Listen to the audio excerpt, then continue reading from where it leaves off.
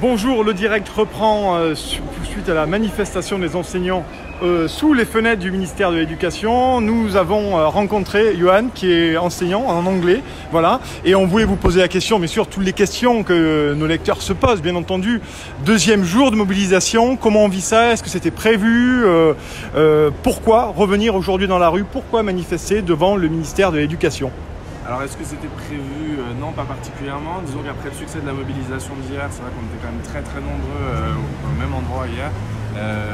Plusieurs assemblées générales du coup se sont déroulées et donc il a été décidé à la quasi-unanimité dans toutes les AG de poursuivre la mobilisation parce qu'on n'a toujours tout simplement pas l'impression d'être entendu en fait. Ça fait déjà des mois et des mois que de nombreux professeurs se mobilisent. On s'est mobilisé hier aussi et c'est vrai qu'on a toujours voilà, un ministère qui est assez méprisant, qui va nous dire que c'est pas acceptable ce que l'on fait.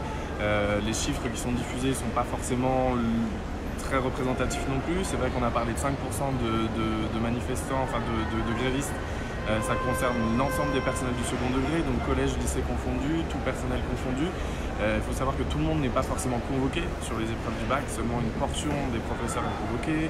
Beaucoup d'établissements ont fait en sorte de convoquer des personnels qui étaient moins susceptibles de faire grève, ou des contractuels, ou des stagiaires, donc des gens qui peut-être plus facilement impressionnables ne faisaient pas grève. Et finalement, on s'est aperçu en assemblée générale, en parlant, en faisant un petit bilan, que beaucoup d'établissements avaient 50%, 30% de grévistes quand même sur les personnels convoqués à la surveillance des épreuves. Alors c'est vrai que nous, en tant que journalistes, on doit aller maintenant fouiller les informations sur les réseaux sociaux. On a eu l'impression depuis hier et ce matin qu'il y avait pas mal d'AG qui étaient tenus hier soir. Ouais. Des chiffres assez incroyables sur les mobilisations de certains établissements. 30 ou 40% d'enseignants mobilisés autour des piquets de grève. Ça vous inspire quoi, vous, aujourd'hui? Est-ce que vous pensez que Jean-Michel Blanquer, je rappelle, ministre de l'Éducation, pourrait vous accorder des revendications? Et sur quoi d'ailleurs? Sur quoi portent vos revendications? La réforme Blanquer, la réforme du Parcoursup?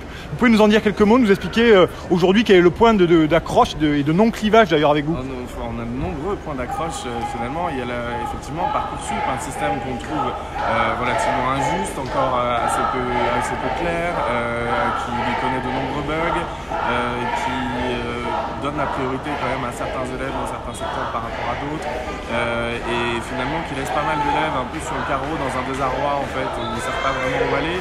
La réforme du bac qui va faire un bac du coup qui va être spécifique à chaque établissement puisqu'on va passer à une part très importante de contrôle continu tout au long de l'année, ce qui veut dire qu'on aura un examen qui était le même partout en France et qui donnait la même certification à tous les élèves et qui aujourd'hui sera un bac différent par établissement.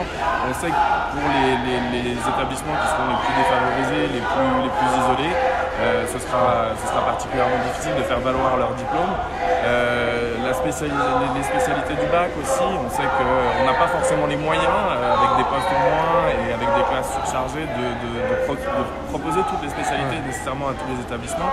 C'est vrai que si on vit en région parisienne, on a peut-être un petit peu plus de chance. Les établissements isolés, je pense, en région, eux, vont avoir un petit peu plus de mal à proposer toutes ces spécialités à leurs élèves. Donc il y a des choix qui vont être faits, des choix à contre-cœur, je pense. Et c'est un petit peu contre tout ça qu'on lutte. Et on lutte aussi pour une revalorisation quand même aussi de notre métier, une revalorisation de nos salaires qui, il faut le rappeler quand même, sont gelés depuis des années et des années, alors que l'inflation et le coût de la vie, lui, augmentent. Donc c'est vrai qu'on est aujourd'hui dans un métier qui est plus très attractif. On le voit quand on parle à des amis ou à des personnes autour de nous qui nous disent « moi je ne ferai jamais ce métier, je ne pourrais pas le faire ». Nous on a à cœur de bien le faire, on aime notre métier mais on le fait dans des conditions qui sont de plus en plus difficiles et voilà, c'est quelque chose qui est plus acceptable. Il y a un de vos collègues hier qui nous répondait au micro hier matin au lycée Paul Valéry à Paris.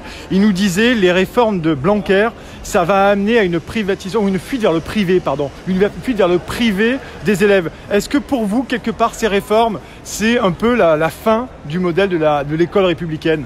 Alors on voit que globalement l'ensemble des réformes qui sont proposées par le gouvernement ont tendance à vouloir quand même casser un peu le service public. On a un service public qui perd en qualité parce que les moyens qui sont mis sont de plus en plus faibles et on voit aujourd'hui que les personnes se mettent en grève et on a le culot derrière de nous faire porter le chapeau, de nous rendre coupables, de nous dire vous vous rendez compte.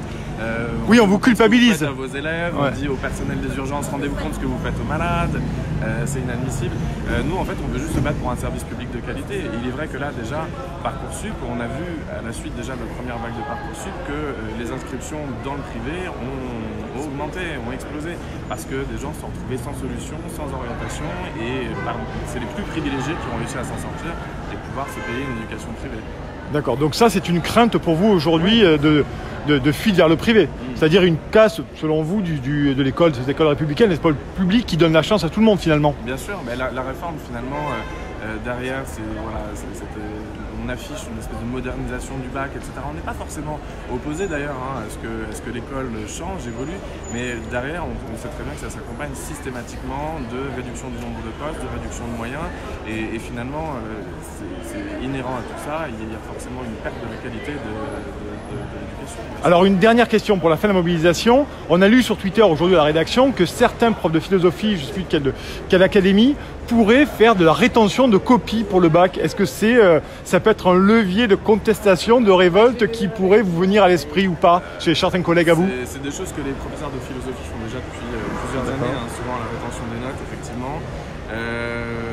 Reste à voir quelle sera l'efficacité. C'est vrai que là on se mobilise, on va dans la rue, on n'a pas l'impression d'être beaucoup écouté, on n'a pas énormément de médias qui en parlent. Quand on en parle, on voit des titres assez incroyables de BFM qui publient une grève disant qu'un lycée parisien n'a pas du tout été impacté par la grève parce qu'aucun enseignant n'a fait grève. On se dit c'est dingue d'aller chercher le compte présent quand même. C'est vrai qu'on se demande ce qu'il faut qu'on fasse, où est-ce qu'on doit en arriver pour que finalement on nous écoute et qu'on donne la parole quand même aux premiers intéressés, ceux qui sont quand même acteurs de l'éducation au jour le jour, à savoir les professeurs. Vous déplorez finalement le traitement des médias. Effectivement, on n'en parle pas beaucoup depuis hier sur les chaînes info. C'est vrai qu'on n'en a pas trop parlé. Vous le déplorez, ce traitement. Vous pensez que ça vous nuit aussi en termes pour mieux comprendre les revendications qui sont les vôtres? Oui, bien sûr. On a l'impression qu'en fait, le contenu de la réforme est mal connu de la population. On n'en parle pas vraiment et on se dit que si les gens savaient un peu plus, étaient un peu plus informés, ils seraient peut-être beaucoup plus nombreux à nous rejoindre et on ne nous pointerait pas du doigt et on ne nous dirait pas comme hier une dame du quartier qui passait, qui nous a dit qu'on était une honte pour la société. Et voilà, on se dirait que peut-être ils se poseraient certaines questions et ils se diraient qu'on fait ça quand même pour le bien de nos élèves et pour le bien des générations à venir. En tout cas, merci beaucoup Yohan pour la franchise dans vos réponses et bon courage pour cette grève. Merci beaucoup.